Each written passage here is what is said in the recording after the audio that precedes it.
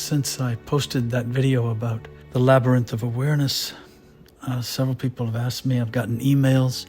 It isn't easy to talk about the formlessness of awareness itself.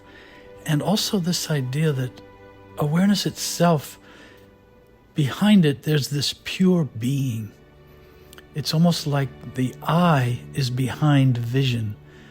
There's vision, but it can't happen without this thing called the I, the physical I. And the same thing with awareness, actually. There's a deeper dimension of it that is, I call pure being. I borrow that term, I have adopted that term from Wang Po, who spoke about pure being, and he spoke about the place of precious things, which is the realm of all the Buddhas. There's this pure being, and from it emanates awareness. It's what makes awareness possible. And then there's something deeper than that. And the idea of the labyrinth is not that awareness is a labyrinth. Certainly you could look at it that way. But another way to say it is awareness is actually trying to know itself. It's not trying even. It is looking for itself. It's experiencing itself. And the more it looks, the more it is aware, the more deeply it is aware, the more it discovers itself as this next source, each next higher dimension of itself. So the labyrinth is itself. In fact, you could say all of creation is awareness, that awareness is everything is awareness. Awareness is everything and everything is awareness. When you see all of it, the whole, here it is, right here in front of us all the time. And if you can see that, if awareness can see that and cognize itself, there's something that cognizes seeing all of it. And that takes it into a deeper dimension of itself. But it need not be complicated.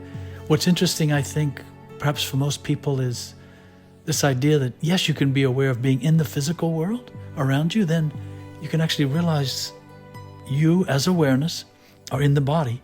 And similarly, in an even deeper level, that you as awareness are in the mind. The mind, the more you observe it, it starts to open up and become visible and spacious inside, just like the external world. We can't measure the mind. We can't see it with a microscope. It's in a different dimension that is not visible. It's formless to us, to the human body and human mind, to science, to our instruments. That next higher dimension is invisible to this lower dimension. And that's true of each higher dimension. As awareness passes from one dimension to another, from a lower world to a higher world, each time it's as though it's going through a gateway. It's finding that next opening in the labyrinth that enables it to continue on its journey of discovering itself at its source. This is the journey of awareness. This is the evolution of consciousness. Consciousness evolving, awakening. It's not about a person. It's not about me, I, the body, the mind, the personality. It's not even about this deep feeling of I. What's interesting for most people is to understand you can not only be aware of being in the physical world, and being aware of being in the body and in the mind. You then start coming to seeing as though you're looking at an object. You are seeing this feeling of I. You see it more and more often, more and more clearly. It becomes more and more into your vision. It's as though it's just always out of your vision internally, and you start to see it. It starts to circle, come round sort of right in front of awareness. And you see this feeling of I that you have lived with all your life, and you thought that's who you are. You thought that's who you were at the core of yourself. And that's not. The core is much deeper than that. There's just this pure awareness that can see this.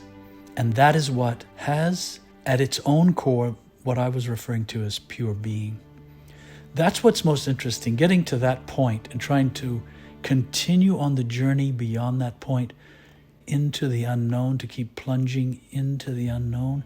There are more dimensions of unknown beyond even that pure being. And that is what is so beautiful about all this. But it's hard to talk about it in words because it is wordless, it is formless, it is invisible. And the higher we go, the deeper we penetrate through this labyrinth, the deeper we go as awareness, the more formless it is. Any and all sense of identity diminishes, diminishes, diminishes, diminishes, and this realization of being increases, increases, expands, expands, and deepens, and plunges into itself.